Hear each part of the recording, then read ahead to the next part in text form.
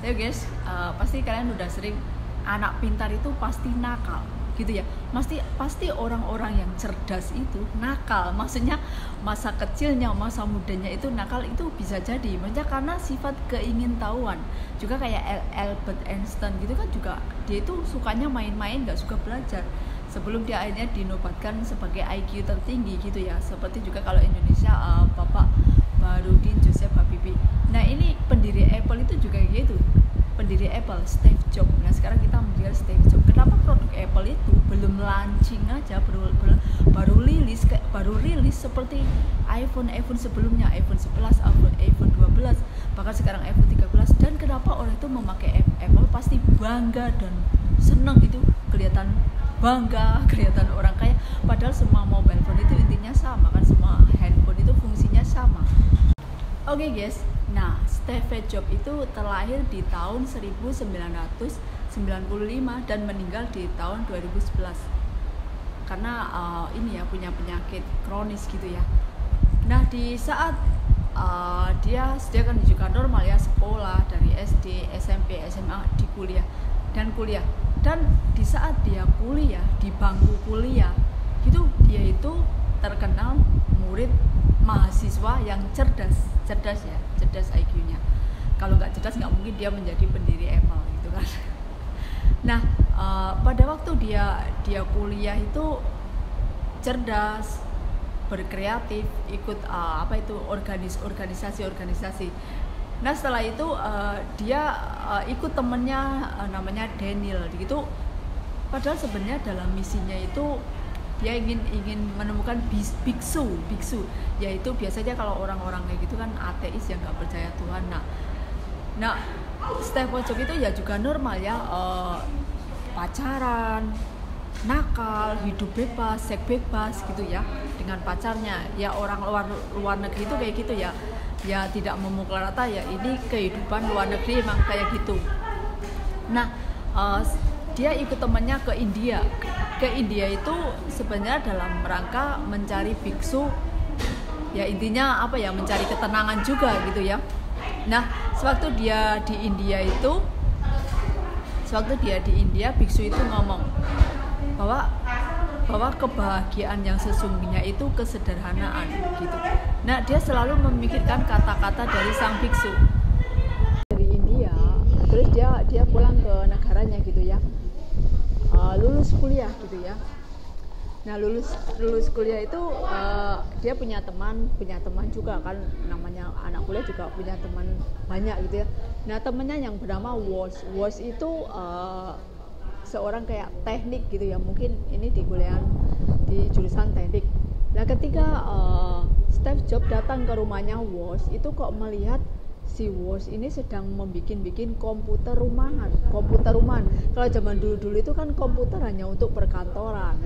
Nah dari itu Steve Jobs itu langsung melihat gitu ya, ini kok bisa ya. Makanya terus dia timbul ide-ide gitu ya, ide-ide yang banyak sekali. Akhirnya dari komputer Woz itu dia rancang, dia otak-atik, dia munculkan ide-ide menjadi komputer rumahan, komputer yang bisa dipakai apa saja, maksudnya gitu ya, bukan hanya untuk kantoran. Nah di saat dia dengan 4 orang temannya ya, dan juga Daniel pada waktu itu yang membawa dia ke India untuk mencari biksu, mencari tentang arti hidup, ketenangan. Nah dia akhirnya mempromosikan komputer buatan dari temannya itu, Woz itu ya. Nah dia akhirnya mengundang para dekan kayak ahli-ahli teknik gitu ya. Dia mempromosikan untuk menjual komputer rumahan ini ya, software itu ya dulunya. Nah setelah dia ide ini, terus dia mengadakan dengan para dewan teknisi gitu ya, intinya yang mempromosikan. Tapi pada saat pertama promosi nggak berhasil, maksudnya nggak ada yang tertarik semua dari seluruh peserta yang hadir gitu ya, itu para bos-bos saham gitu ya. Nah pada waktu terus temennya kan juga jadi lesu gitu, ngapain sih kamu ide-ide kayak gini, toh nggak ada hasilnya. Nah namun di saat Steve Jobs keluar dari ruang promo produknya itu, ada seseorang yang tertarik, seseorang tertarik dengan komputernya Steve Jobs. Nah pada waktu itu akhirnya dijual, dia mempromosikan jangan hanya dijual satuan, dijualnya dari keyboardnya, dari mesinnya itu dijual terpisah gitu ya. Yang tadinya komputer itu harganya $200, setelah dari ide dari Steve Jobs itu, dia otaknya pintar ya dalam ini ya, yang saya suka dari dia itu pintar berkomunikasi sehingga orang itu percaya dengan kata-kata dia, percaya dengan ide-ide Steve Jobs ini. Nah akhirnya yang dulunya komputer software ini hanya $200 terjuallah menjadi $500, kan jadi untung banyak gitu ya. Dan pada saat waktu itu dia juga berkenalan dengan seorang penjual minuman soda, John Kelly. Nah John Kelly kan misalnya kayak bos besar, tapi ini ya soda, perusahaan soda, air minum gitu ya. Nah dia bilang kepada John Kelly, apakah seumur hidup kamu hanya akan menjual minuman bersoda? Nah dari itu John Kelly tertarik, oh iya ya nggak mungkin kan saya seumur hidup menjual air soda. Nah akhirnya dia join sama Steve Jobs itu ya, join dan mengembangkan komputer Steve Jobs ini ya. Nah tapi di saat itu biasa ya, orang namanya perjalanan hidup itu ada yang curang, ada yang menjahati, ada yang korupsi. Nah dari penjualan komputer itu ternyata John Kelly itu menaikkan harga secara pribadi lebih mahal. Akhirnya semua produk yang komputer Apple pertama karangannya, idenya Steve Jobs akhirnya nggak laku gara-gara ulah John Kelly ini ya, karena dia menjual secara terpisah dengan harga yang mahal.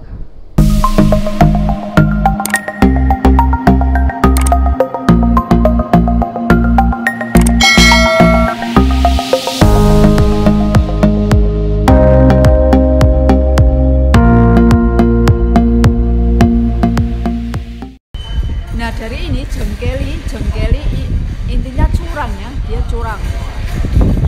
Nah dalam hal ini akhirnya John Kelly itu sangat curang, dia menjual dan menaikkan harga semau dia. Nah akhirnya kan membuat Steve Jobs marah. Steve Jobs sangat marah sekali. Terus si John Kelly malah menyalahkan Steve Jobs, produk kamu itu nggak laku di pasaran. Nah akhirnya Steve Jobs didepak dari yang padahal dia yang merintis ini, dia dikeluarkan dari perusahaan ini ya, Apple pertama ini. Nah akhirnya dia pulang ya dengan frustasi, bahkan karena saking frustasinya karena nggak berhasil, akhirnya dia bahkan pacarnya yang sedang mengandung anaknya itu pun dia suruh pergi gitu ya. Nah biasalah orang kalau sedang frustasi punya masalah itu, kalau nggak kuat bahkan pacarnya sendiri itu baru pacarnya yang bahwa dia hamil anaknya, dia marah malah mengusir pacarnya. Nah ini banyak pacaran gitu ya. Nah di saat gitu dia down banget, bahkan juga temennya yang worst yang tadinya mendirikan komputer di dalam rumah garasinya, dia pun meninggalkan dia. Nah akhirnya kan jadi frustasi dan namun dia otaknya cerdas ya, dia selalu ada ide-ide. Dia membuat Microsoft Apple gitu ya, kan tadinya Apple Incorporation gitu ya, tadinya kan Apple Inc gitu ya, dari John Kelly. Nah akhirnya setelah dikeluarkannya Steve Jobs, Apple ini menjadi bangkrut. Bahkan para dekan-dekan itu jadi bingung siapa yang bakal meneruskan Apple ini gitu ya, siapa yang akan meneruskan Apple. Dan akhirnya setelah semua menyerah, tidak ada ide, mendekati kebangkrutan, akhirnya salah satu yang mempunyai Apple itu, yang berkecimpung itu, menarik kembali Steve Jobs. Nah setelah Steve Jobs, artinya untuk meneruskan Apple ini gitu ya, jangan sampai Apple ini rugi atau bangkrut atau bahkan nyaris tak ada gitu ya. Nah akhirnya Steve Jobs kembali masuk dan kembali meluncurkan ide-ide dan membuat ide-ide gitu ya.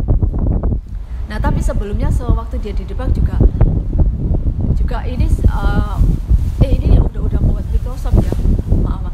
Nah setelah membuat Microsoft dan kan dari Microsoft itu bisa dibuat mobile phone, handphone, iPad, pokoknya semua iPad jadi mahal karena ide-ide ini ya, ide-ide Steve Jobs.